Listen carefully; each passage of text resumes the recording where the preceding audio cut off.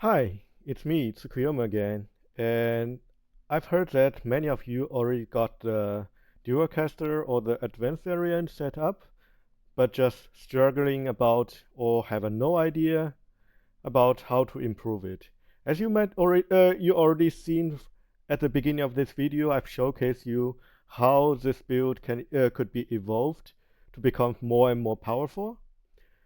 So let's in the following, now I'm going to tell you about how we can improve it in from different aspects, from like the duration, endurance, the defense layer, and the damage output, etc., etc. So just before we start, the build I showcase in the beginning of the video, I'll link the POB exported macro site on the description and the pinned comment, so you can check out my current setup. So let's just begin.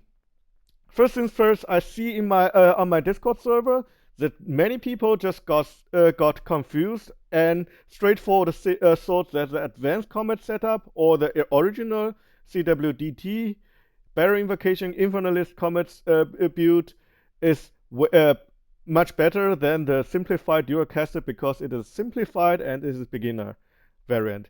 It is actually not. Let me just show you the pros and cons of both builds.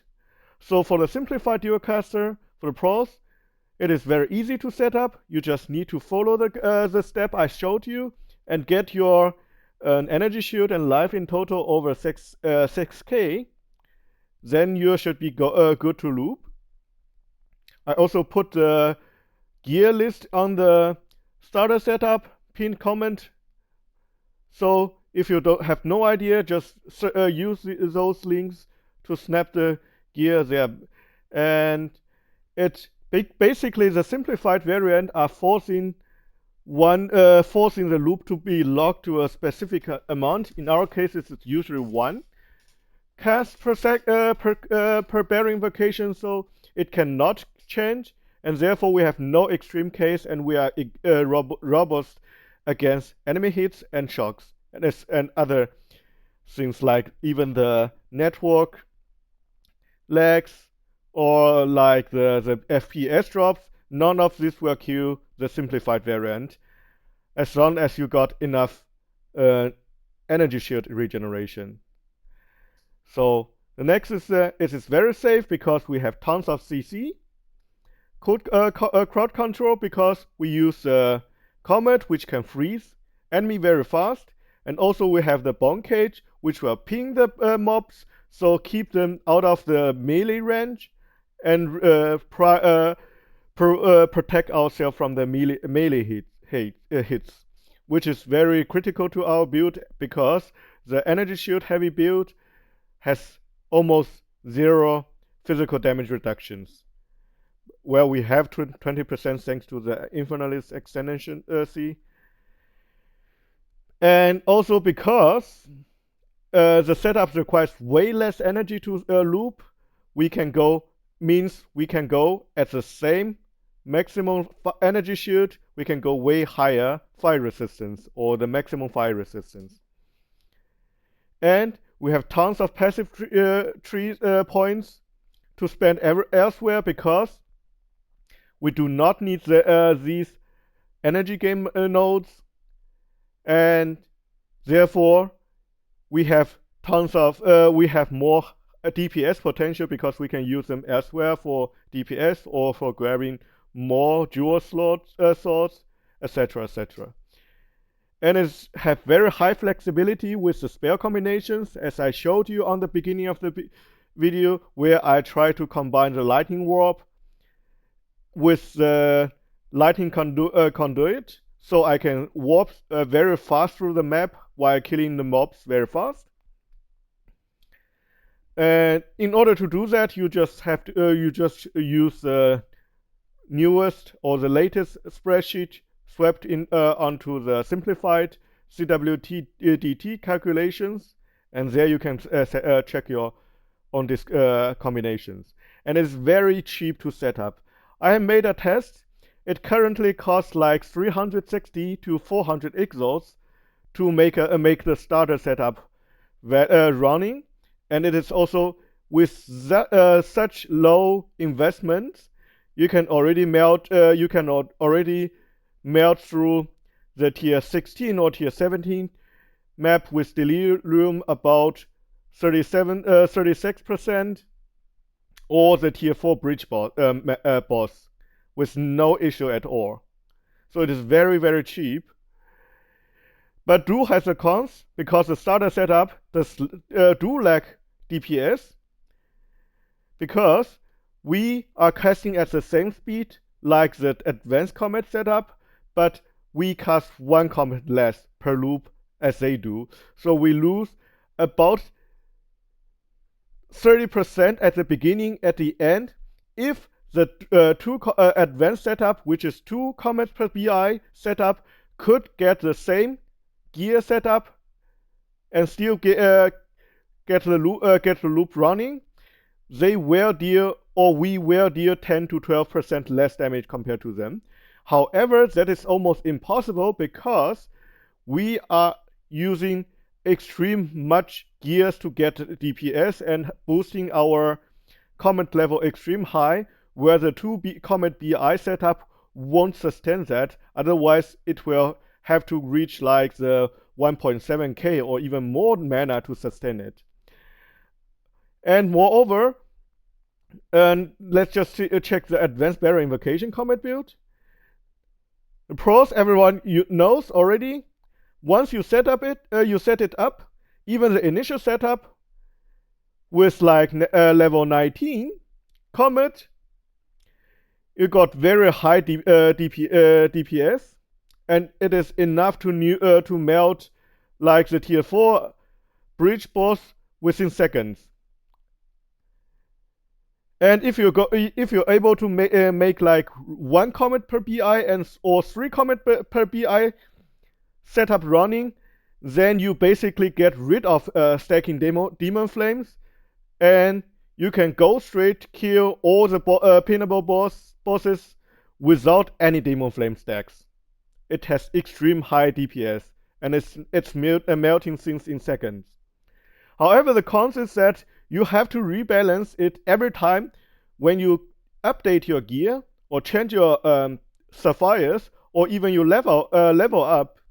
If you are doing the 2 combat per BI setup, because it will mess up your energy loop, BI loop, and grant you more energy overflows, which leads to more often extreme cases, and that which will finally kill you or make you suicide. And it's also sensitive to enemy hits and shock, because these will grant you way more energy, and more energy means more overflow, and more overflow means you casting to you are doing 3 combat per BI loop way often, means you take more extreme cases, and that will make you easier to suicide. So as a conclusion, and also it has tons of passive points locked to give energy gain, because in order to reach the energy that you need for 2 comments per BI or 3 comments per BI, you need a lot of increased meta skill energy gain.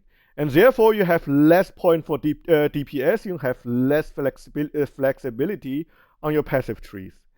So as conclusion, the simplified and advanced variant are all about the flexibility and the complexity of the build, but instead of the power potential, like many people would thought about it. So just use simplified if you cannot make the advanced setup running, and if you feel advanced setup is too squishy, simplified is very good. And I also stop using advanced variant for the most of time. I do time to time switch back to advanced time if I feel like that I want to enjoy the pure comet sound effects, but the simplified variant are usually the goal I'm doing.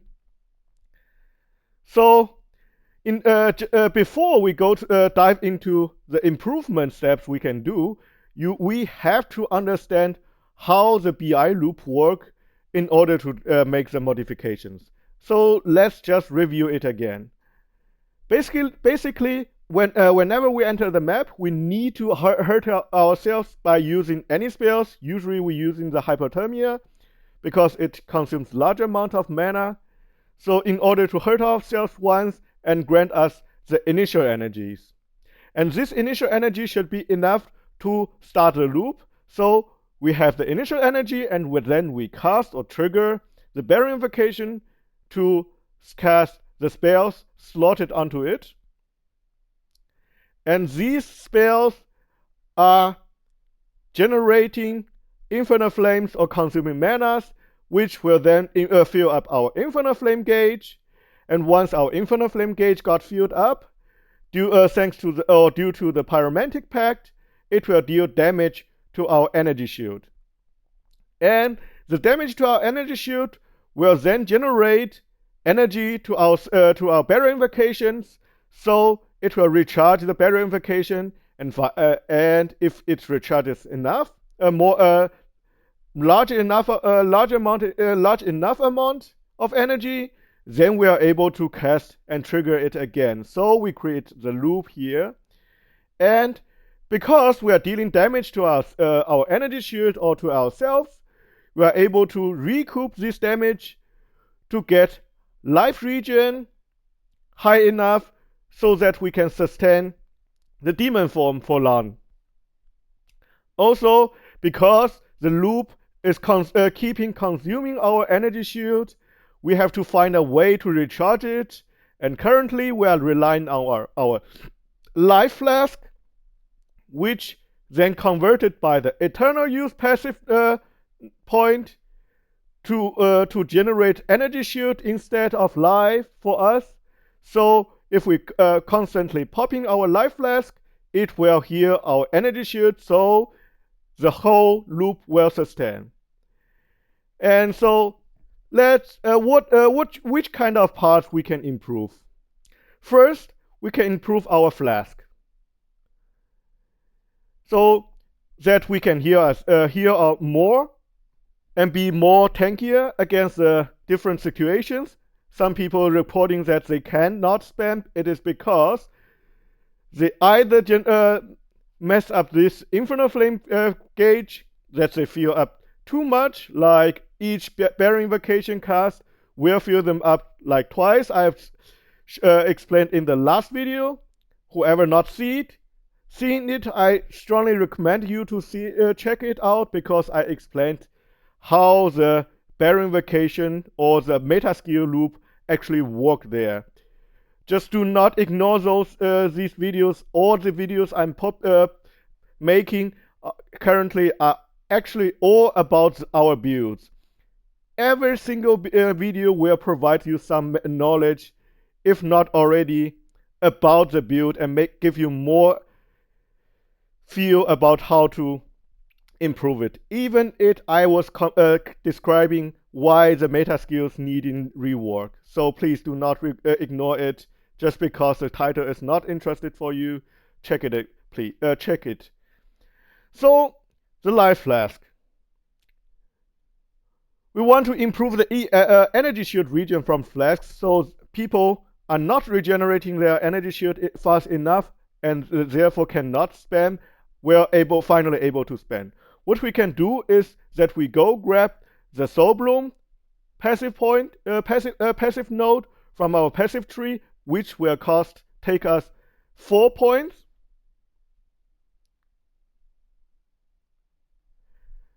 But this is a huge improvement because the 15% increased energy shield recovery rate will simply multiply the total amount we have by 15%. It means 1.15 times more. So it is multiplicative to the amount we got at the end.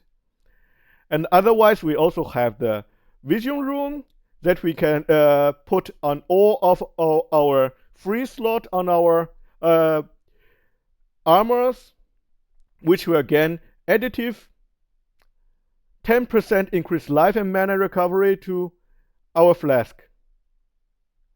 Similarly, we also have our passive point from the passive tree, which will grant the increased life or life and mana recovery from flask, which also contribute additive to the total life amount. And we also have our emerald, which provides 15% increased life recovery from flask. Oh, sorry, here I put the wrong underline, but you know it is actually here, the 13%.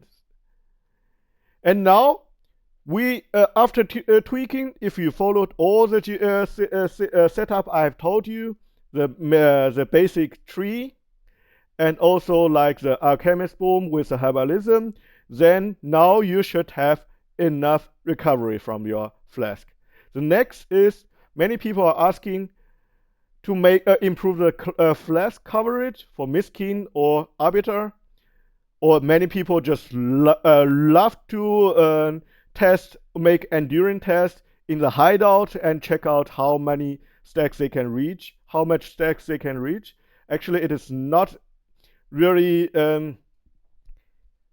useful if you check it in your hideout, because during the mapping you got mobs recharging your flasks, and the maximum stacks you can reach is also not necessarily be the maximum stack you can actually reach during the map.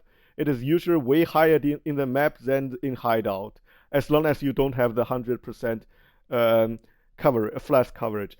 But now, because we are improving the build, we are going to try to get the 100% or even more coverage, so that we can do miskings or the arbiters, where it requires us to stack demon flame stacks at the shortly after enter the map and before starting the boss fight, so we can skip all the boss mechanisms. So the base knowledge is here. We know that initially it is 10 charges consumed per use for a flask, and its effect lasts 3 seconds. We also know that increased flask life recovery rate from like hard to kill or the belt will reduce the duration. And we also know that increased flask effect duration will increase the reduced duration after the second point, meaning the hard to kill or the belt. And we also know that alchemist boom, fine belt, and some passive points or the flask itself can generate small amount of charges per second passively.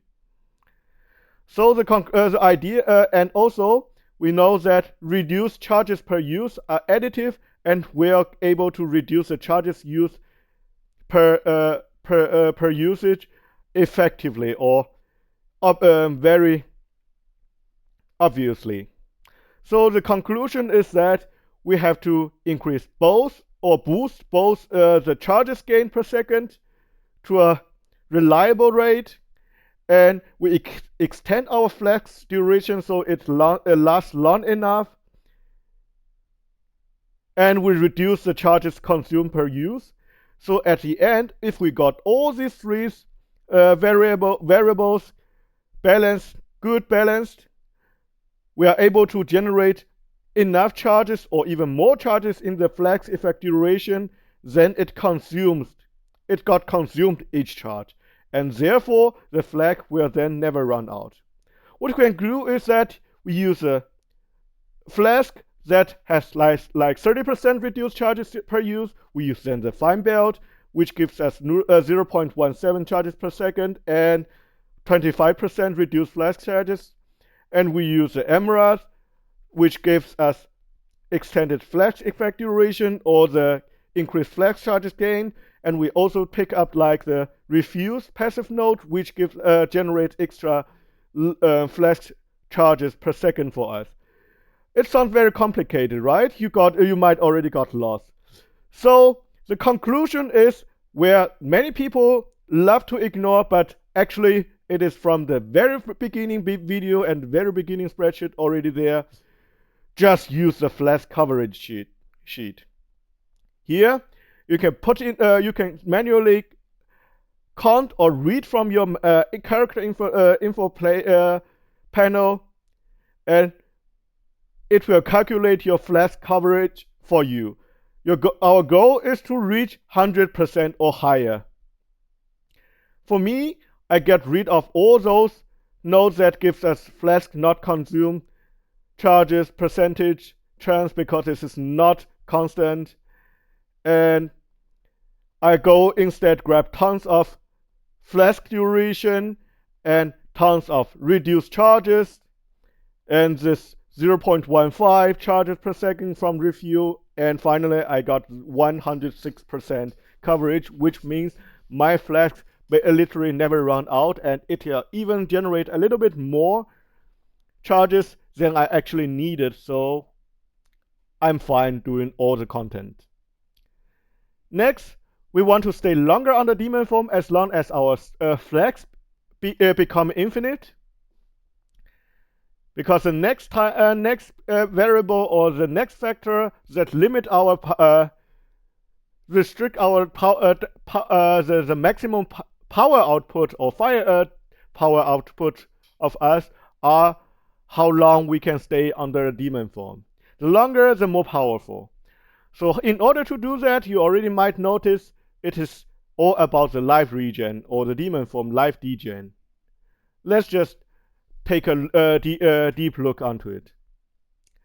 So we know the daemon form makes us lose 0.5% of life per second per daemon flame, meaning it is increased by 0.5 degen per second longer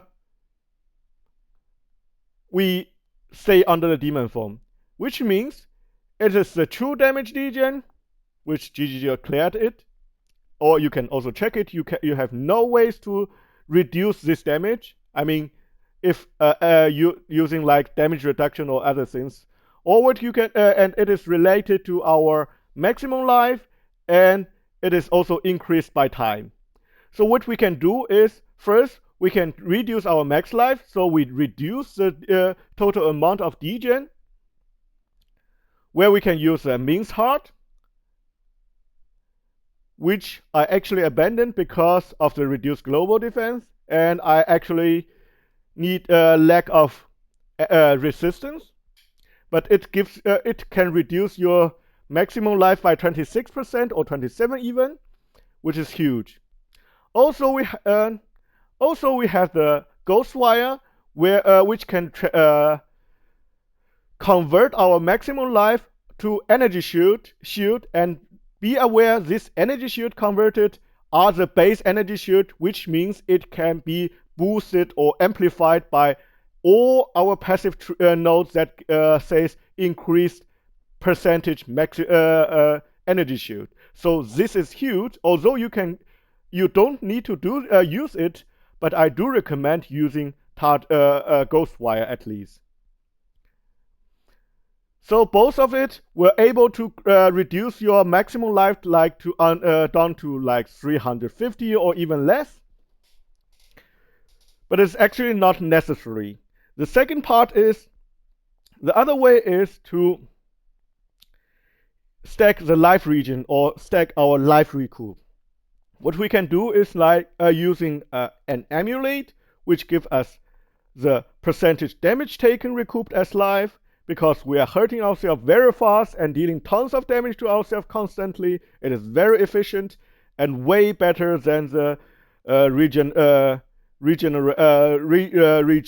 generate like 30 or 40 points of life per second, which is not sufficient enough for our situations. And we can also got the body armor. It is not only restricted to the Ghostwire, it can be any body armors to make it have up to 20% of damage taken recouped as life. Similarly, we can also use our Sapphire to get up to 4% of damage taken recouped as life each. And also we have our passive point. This is the 4 points which I strongly recommend you to take, as long as you got anything else done. These will make you sustain way longer under demon form, and these will give us also tons of regen, and that's why I said our Bearing Vacation demon form does not necessarily need to suppress your maximum life. It is okay. You do need to suppress it a little bit, but if you don't want it, you just stack life regen or life recoup like a hell, and you are still able to sustain it. I've also made a video about running the simulacrum with 1333 life and have totally zero issue with it. So now we can we have our flask infinite, and we can stay long enough, like up to 10 or 20 minutes, depends on how much recoup we have on the demon form, which is more than enough to clear the whole any activities in game currently. The next step is to make it more efficient. What we can do, what we are going to do, is to increase our spell damage. So the first thing which we can do is to increase our flat damage output of skills. The very first thing is to add the 5th slot to Bearing Vacation, which will then give us one more support gem, which can be chosen from like Code Mastery, which gives you one more level of combat, meaning 12 to 30%, 13% more damage or more base damage. Or you can use a super critical, which approximately gives you like 8 to 10% more damage due to the increased critical damage boost. We can also use Deep Freeze to allow some synergy from the passive tree, where make you deal increased damage to frozen enemies, or you ignore the resistance of frozen enemies, and also gives you more safety when you're doing the pinnable bosses. It is actually more, in my opinion, more a defensive layer than an offensive layer. Alternatively, you can also use concentrated effect, which I actually recommend to use it if you are bossing, to swap out the magnified effect or the spell cascade, because it will give you more damage, and you can combine it with one of the other support gems I mentioned here. Also, we can also use the code penetration, which will penetrate the boss or enemy resistance, so means indirectly that gives us a little bit more damage. But code penetration is not really that recommended, because we can use a frost bomb to make code exposures manually, and code penetration no longer like it was in PoE 1. You cannot penetrate negative resistance. And the second is to get quality and corrupt levels on the comet, so we reach like roughly level 21 and 20% commit, which gives us more damage output and more base critical damage chances. Then we can use an emulate that gives us plus to all spell level skill levels. Currently, we can use +3, and we can also use Prism of Belief for +3 combat, which is extremely expensive currently.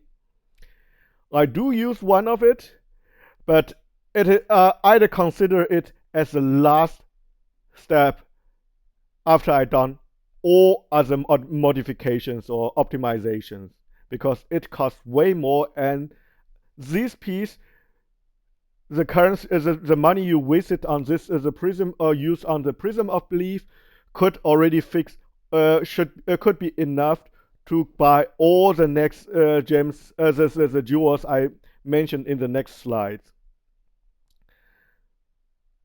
So the second one is to free up passive points.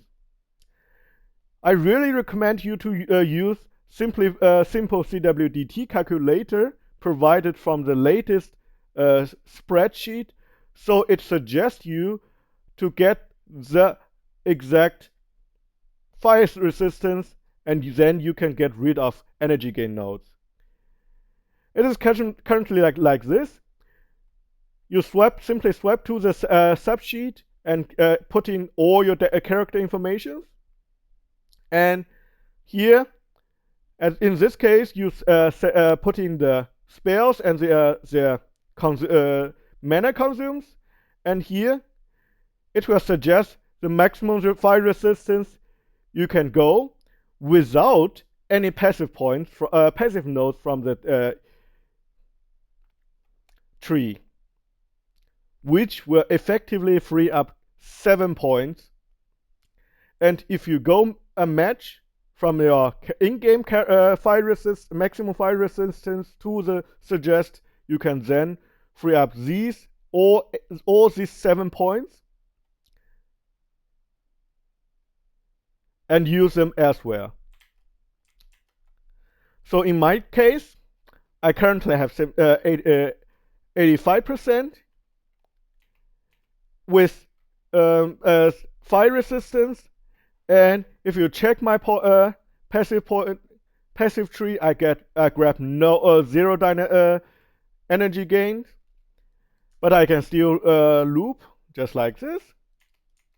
And this is why I made a simplified sheet. It is also a way to show you how you can make your own skill combinations. Also, in addition to it,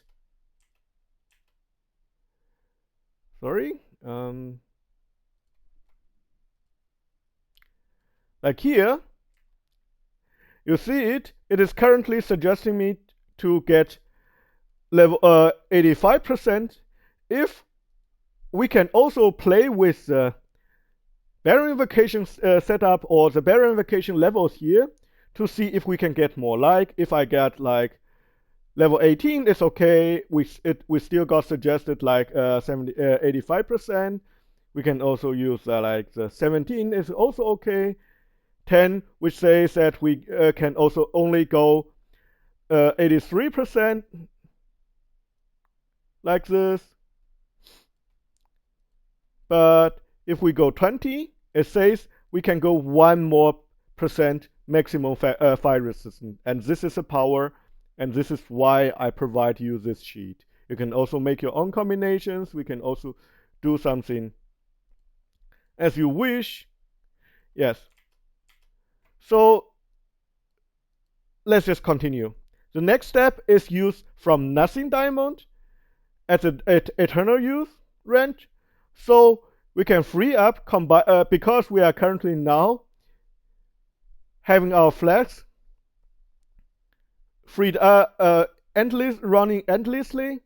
We are much likely to go, like in my case, I only need this 5% reduced flask charges used, and not other points. So in this case, using the coverage and combined with your flask, and your belt, we can again save up to 7 points from this diamond, which is 3 points from the icebreaker part and 4 points from the flask part.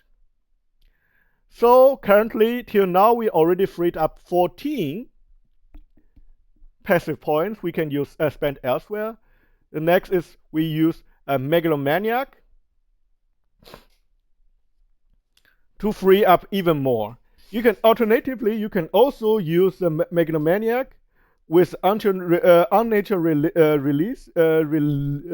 releasing, which then gives you tons of maximum fire resistance, so you can get rid of the rubbies and use the other damage or recovery based jewels, which is also an option. But here I actually recommend use Soul Bloom, Hard to Kill, or Hail Traveler. In this example, I'm doing Hard to Kill or Hail Traveler. You just annoy each other, so you freed up this path. You take the road from like this to the outer road, which will again gives you 7 points more. So till now, with the modifications, we already saved up 21 passive points that we can use elsewhere. Also meaning with these setups, we actually able to run this build down to level, you guess, 69 to make the build. But it is actually it does need a little bit more tweaking, because some gears requires actually high level to equip. But who knows? So with these modifications, we are able to free up 21 points, passive points to use elsewhere, and also reduce our build minimum requirements to level 69. But I'm not recommending doing this at level 69 because it is against the principle of starter setup, because the starter setup means to be able to start very cheap and still able to get rid of all the can melt all the content. However, if you're going to start like 69, it will cost you tons of currencies. In this, if you're doing this way, I do have a plan to make the league starter with this, which we're able to do like at level 64 or 66. But currently it doesn't matter if I release this, because GGG will change and nerf things anyways. And just look forward to follow the channel. I'll make the guide if I can make it running again after the new 0.2.0 patch or the currency system reset comes.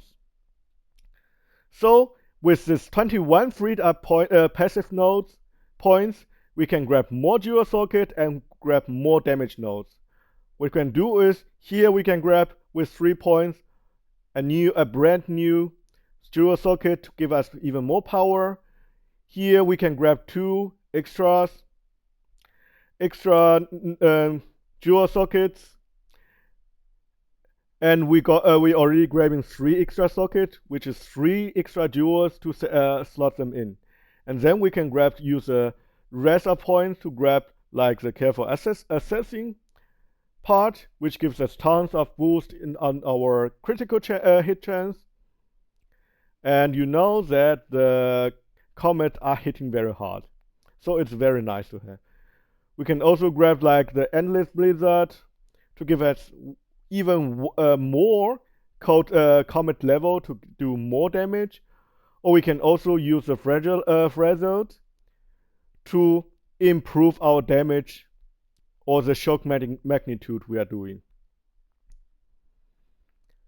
So the next part is that we need to add shock and shock magnitude to the build, so we can get a new area of damage boost, which we're using now here. Is either you cast it manually from using like the bow lightning or other lightning spells, but we can also use against darkness time lost diamond with this part, which means Notable passive skills in radius also grant you 2 to 4% of damage as extra lightning damage, meaning that simply from spamming our comet or barrier invocation, we are able to shock enemies. And the base shock magnitude is 20%, meaning if the monsters or the enemy are tough enough to survive the first hit or first several hit and finally got shocked, it will take 20% increased damage, and then we can use the sapphires or emeralds to further boost the magnitude of the shock we inflict. In my case, combined with the Frazzled and the emeralds and sapphires, I'm able to get 55% magnitude of 55% shock, which means as long as the enemy got shocked, it takes 55% more damage. So, which is also huge. So it basically what we can do. As said, I'll put the POB on the description and the pinned link which I currently use. You can use it as a reference. And also, this is all the way you can do to improve your build, and it does has very high damage potential, and it is able to nuke melt every single game content in game currently in game without any difficulty. Usually you only need like 100 stacks to do the most things, and for Simulacrum you go usually up to 600 stacks because it is such that long. And for Arbiter and Mist of King, with my setup, you can start simply can go straight and start at 30 or 40 stacks, which is sufficient. If you're using advanced variant with 1 comment per BI, you do not any initial stacks to start those 2 pinnable bosses. Yes, and I wish this video can help you. If you have any questions or any ideas about the build that you want to improve it, or you can improve it, we do have a Discord server. I'll link it on the description. And thank you for watching. See you next time. Bye bye.